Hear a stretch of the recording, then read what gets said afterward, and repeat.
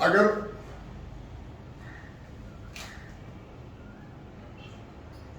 ایک ووٹ سے کوئی وزیر اعظم بنتا ہے، ایک ووٹ کی زیادتی سے 272 والا وزیر اعظم بن جاتا ہے 271 والا، تو یہ جو 271 والے ہیں یہ اس کو اس طرح سے وزیر اعظم مانتے ہیں جیسے جو جنہوں نے ووٹ دیا ہے اور جنہوں نے نہیں دیا ہے وہ سب کا وزیر اعظم بنتا ہے۔ اب وزیر اعظم بننے کے بعد عمران خان نے جو پہلی تقریر کی تھی وہ بہت زبردست تھی، کسی نے لکھ کے دی تھی، کسی نے سمجھایا تھا، جو ایک اچھے وزیر اعظم کی ہونی چاہیے وہ تھی۔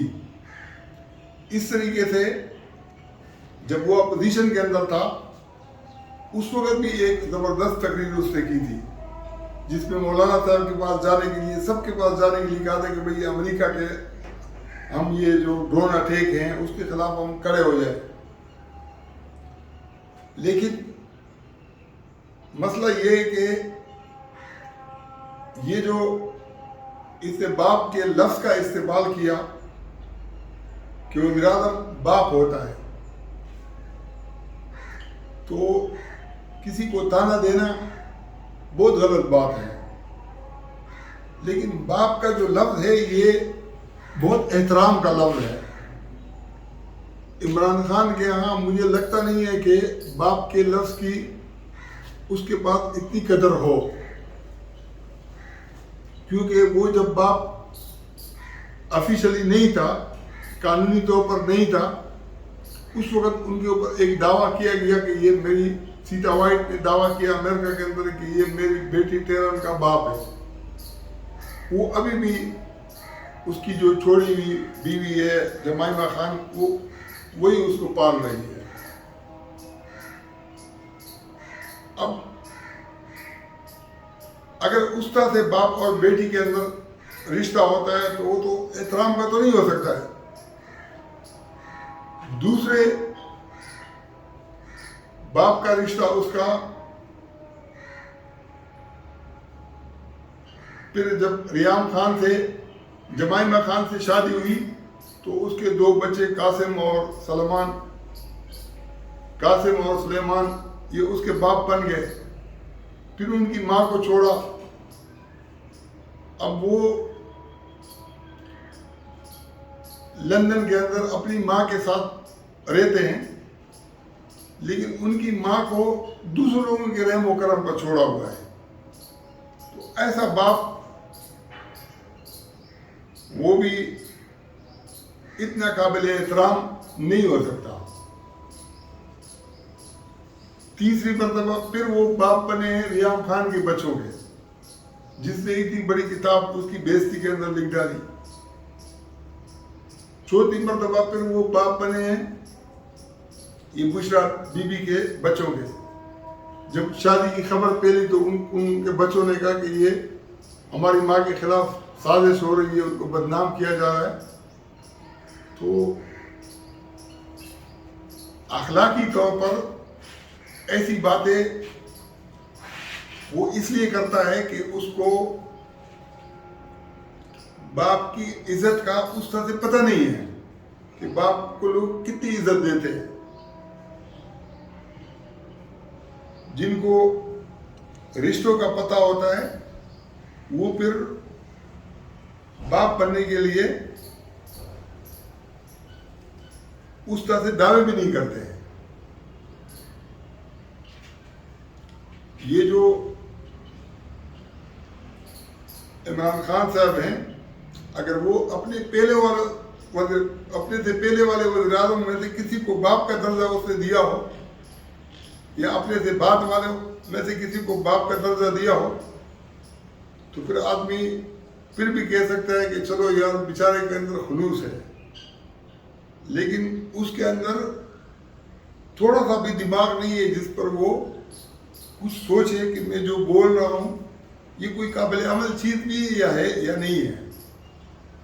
اور شاید ہماری بے شعور قوم کو اس کی یہی ادا پسند ہے کہ وہ بے تکی جس طریقے سے وہ بولتا ہے، وہ کہتے ہیں کہ میں ڈرتا ہوں اور نہ جو ہے نا گھبراتا ہوں، اور نہ قوم کو گھبرانے کی ضرورت ہے۔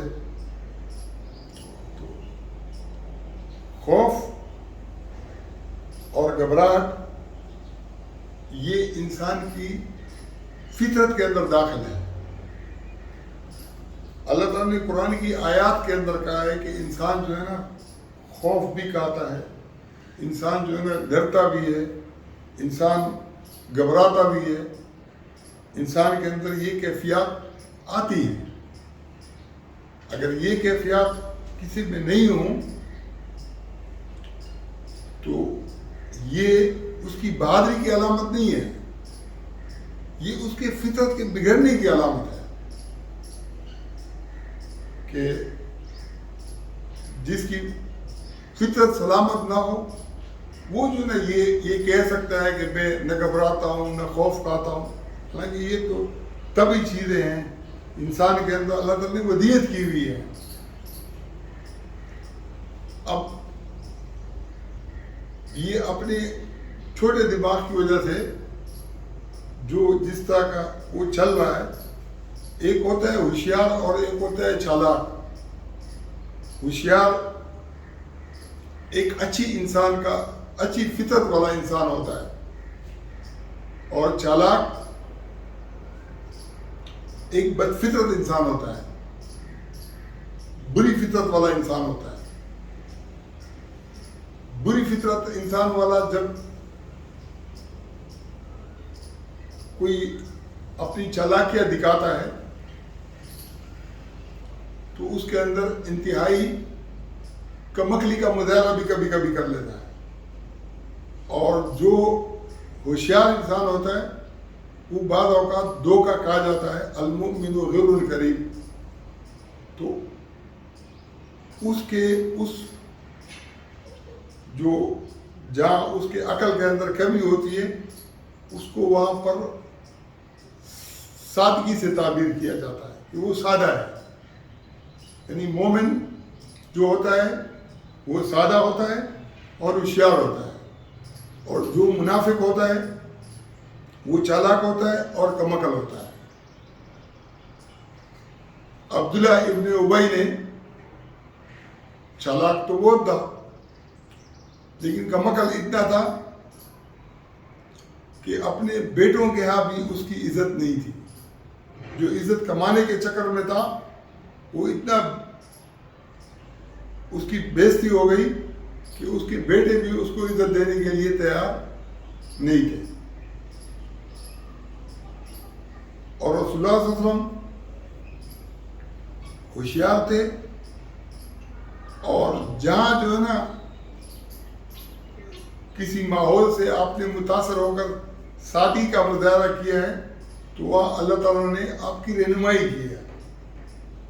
جس طریقے سے یہ سورہ مجادلہ کے حوالے سے میں نے تھوڑا بتایا ہے مختلف معاملات کے اندر.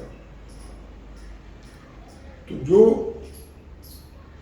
آج کل کا ماحول ہے اس میں جتنے بھی چالاک لوگ ہیں, شیطان صفت لوگ ہیں, یہ اسٹیبلشمنٹ کے اندر ہوں, یہ ججوں کے اندر ہوں, یہ وکیلوں کے اندر ہوں, یہ سیاستدانوں کے اندر ہوں, یہ معاشرے کے اندر ہوں,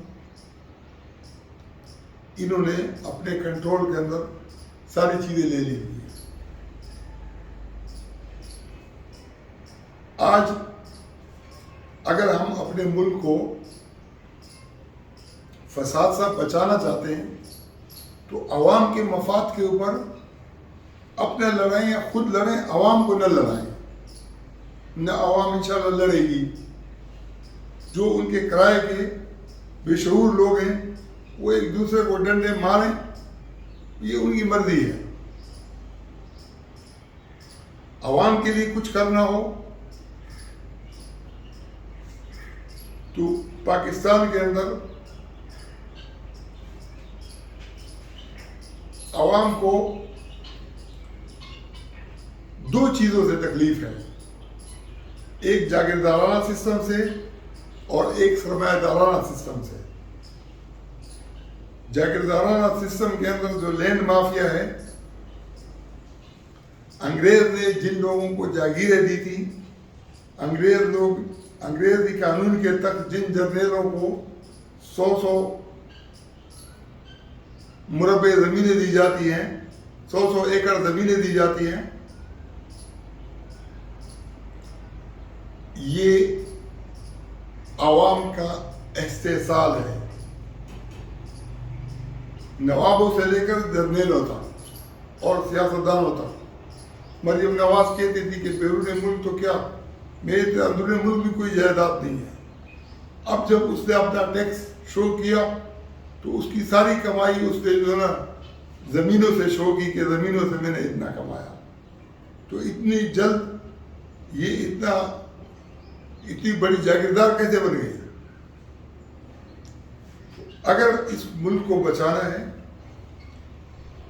اندرون خانہ سود کا سسٹم ختم کر کے زکوٰۃ کو اصل مستحقوں تک پہنچایا جائے تو ایک دم ایک بہت بڑا انقلاب آ جائے گا. اور زمینوں کو فری میں دیا جائے تو اتنے باغات لگ جائیں گے، اتنی اناج اگے گی، اتنے چاول، اتنی سبزیاں، اتنے جو ہے نا کہ اگر IMF سے ہم قرضے نہ بھی لیں تو کم از کم نہ عوام اور نہ خواص بھوک سے نہیں مریں گے. ایک دوسرے کے ساتھ بھوک کی بنیاد پر لڑائی نہیں ہوگی. کچھ عرصہ گزرے گا تو ہم سب چیزیں ریکور کر لیں گے. یہ جو بڑے بڑے ماہر معاشیات ہیں وہ اپنی جگہ پر ان سے کام لیا جائے. اشفاق حسن جو ہیں وہ کہتے ہیں کہ میں نے سابق وزیر اعظم عمران خان کو کئی دفعہ مشورہ دیا کہ IMF کے بغیر بھی ہم گزارا کر سکتے ہیں. پہلے ہم کہتے تھے کہ ہم دال روٹی کھائیں گے لیکن ایٹم بم بنائیں گے. آج تو یہ قوم جو ہے نا یہ دال کو بھی ترس رہی ہے. حالانکہ ریتلی علاقے کے اندر جو جہاں بارشیں نہیں ہوتی ہیں وہاں اتنے بڑے پیمانے پر چنا اگا سکتے ہیں کہ گدھوں کو جو ہے نا لوگ چنے کھلا سکتے ہیں. انسانوں کو تو چھوڑو. لیکن آپ انسانوں کے غریبوں کی نہیں، امیروں کی جو متوسط طبقہ ہے ان کے پہنچ سے بھی معاملات باہر ہو رہے ہیں. تو انشاءاللہ اس پر گفتگو ہوتی رہے گی. وآخر دعوانا الحمدللہ.